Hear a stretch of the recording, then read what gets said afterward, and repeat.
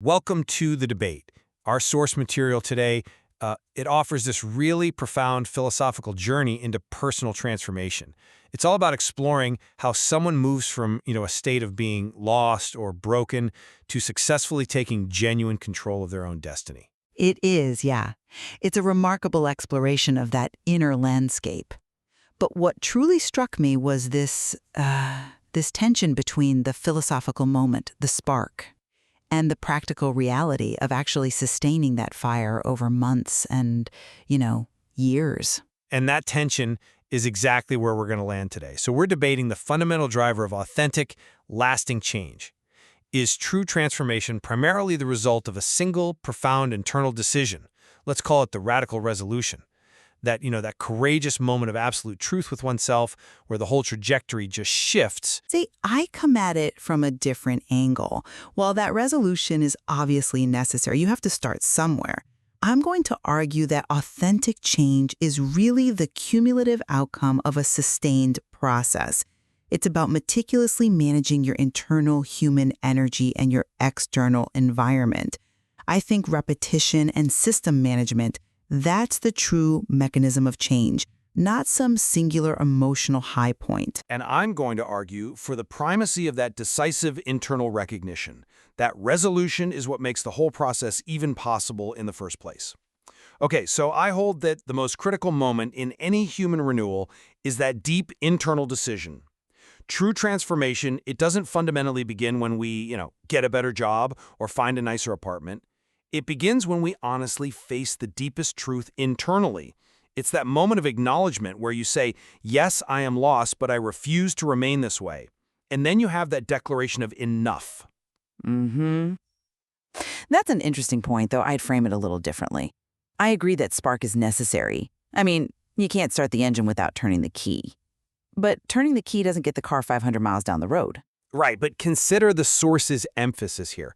This radical resolution, it's not loud or dramatic. It's described as a deep, not loud, but radical. This deep, quiet decision serves as the single point that changes the entire direction. I mean, the source suggests the shift from zero to the top starts not with some grand action, but when you resolve, I will not allow yesterday to repeat my future. That internal declaration of self-authorship. It means you fundamentally moved. The system inside you, it begins to rearrange itself because the highest authority, your own will, has issued this non-negotiable directive. I see why you emphasize that. That internal moral clarity, it's powerful. But focusing solely on the resolution, it kind of ignores the practical mechanics required for sustained movement against inertia. The life you want, well, it doesn't change suddenly. The single biggest obstacle I see in the material isn't a lack of resolution, it's a consistent lack of capacity.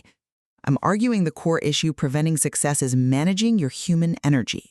Sure, energy management matters, of course, but how do you even gain the sustained discipline and the clarity to manage it without that radical resolution first? Without that anchor, managing your energy just becomes another, fleeting attempt at self-improvement that fizzles out. Because the transformation depends on a process, a structure that supports that initial decision.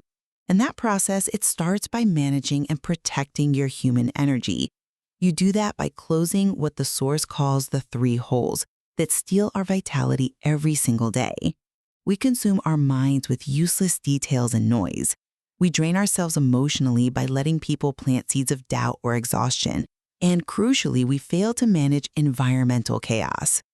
The process of consistently closing these holes, the daily maintenance, that is the true mechanism of change. Can you elaborate on the practical side of that?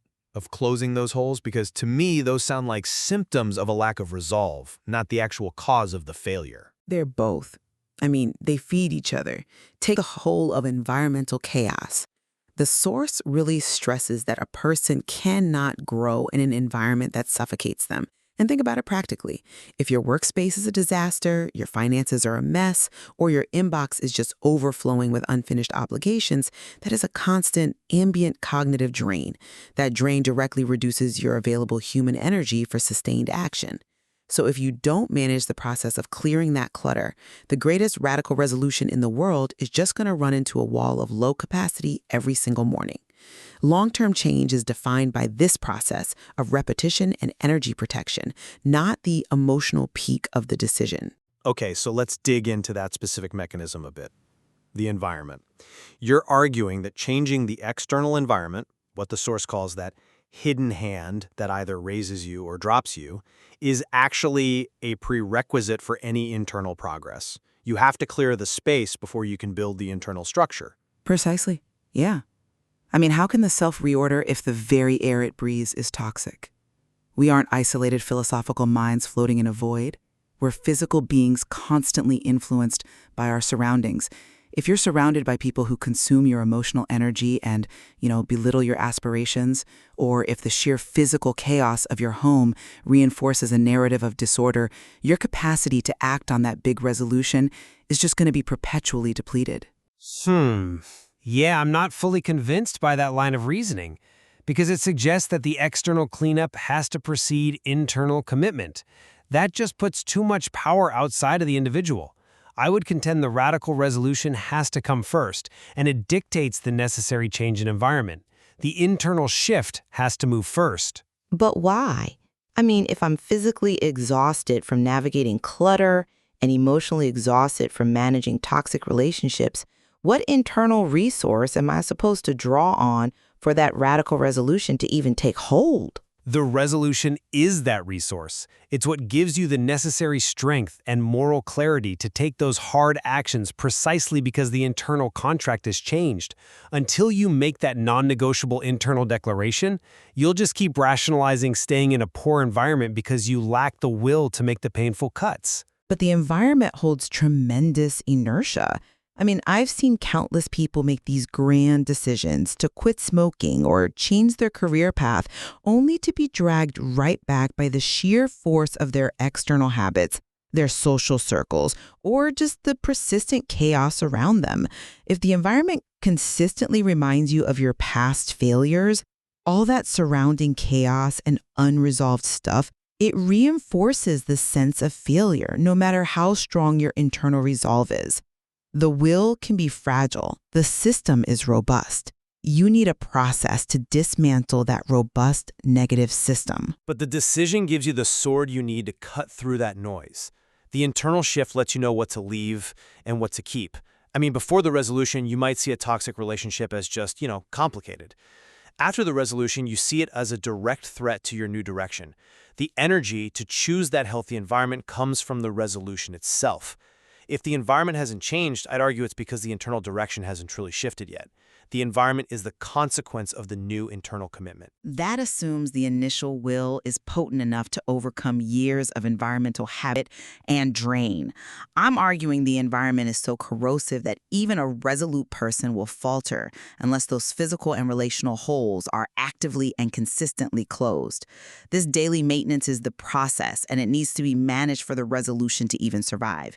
If you don't manage the environment, the resolution just becomes a temporary burst of motivation.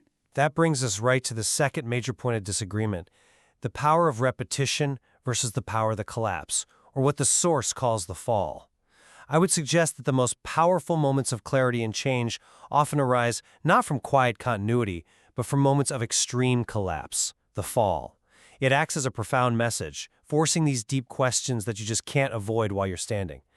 Why did I arrive here? What was I pretending not to see? The crisis certainly forces an interrogation, yes, but placing your faith in dramatic collapse as the primary necessary driver, that feels dangerous. It sort of encourages seeking disruption rather than developing discipline. I just don't buy that the messy moment is the engine of sustained change. But why not? The fall reveals your true self. It exposes how much resistance you truly have and the depth of the problems you are hiding with your performance. The source material emphasizes that we stop running from ourselves when we're forced to confront the wreckage. This moment is essential for revealing one's true, unmasked resistance and strength. Right, but what sustains that self after the fall? It's not the memory of the pain, that fades. It's the simple, quiet persistence. If we valorize the crisis, We ignore the mundane effort that actually builds stability. Real strength lies in the quiet persistence of quiet continuity. I mean, the source is clear that greatness isn't made through big dramatic achievements or resolutions, but through that steady, quiet continuity. But repetition without a radical shift in direction only deepens the rut. You can just consistently do the wrong thing more efficiently. We come back to the power of the resolution because that decision is about direction, repetition is about velocity. You need the correct direction established by that internal contract first. That's a powerful analogy, direction versus velocity. I like that. But the evidence suggests that velocity often dictates direction in real life. If the decision, the anchor, is heavy, but the chain, the process, is weak and unmaintained, the resolution fades. The energy needed to commit to daily repetition has to be continually managed by protecting yourself from emotional and mental drain. The crisis provides a sharp jolt, sure, but the steady, imperfect process is what rebuilds the muscle. That imperfect process is only acceptable because the resolution has established the new boundary. For instance, the source talks about the power of the unmasking, dismantling the performance you put on for others. The fall forces that mask to drop. Repetition just maintains the performance if the mask hasn't been removed by that initial painful confrontation. I challenge the longevity of that initial confrontation, though. If that moment of radical honesty happens on a Monday, but by Wednesday you're completely overwhelmed by email clutter and demanding colleagues, those 3 holes sucking your energy, the memory of that confrontation evaporates pretty quickly. The process ensures that when you inevitably falter, you return immediately. The strength is in the returning, not just the initial spectacular start. Okay, so let's shift our focus to the nature of honesty itself. The source material highlights the most challenging hurdle, facing the truth that you are the problem, but in the same breath, recognizing that you are the solution. For me, this is where the process really begins. It starts when you stop trying to change everything at once, and instead you practice self-compassion. You accept slow, non-ideal progress. That's a compelling argument, and I agree self-compassion is key for the sustainment phase. But I believe the initial, radical honesty is part of the foundational resolution, and it has to precede that compassionate process. Honesty has to begin with dismantling the performance, that act of pretending to be strong or okay for others.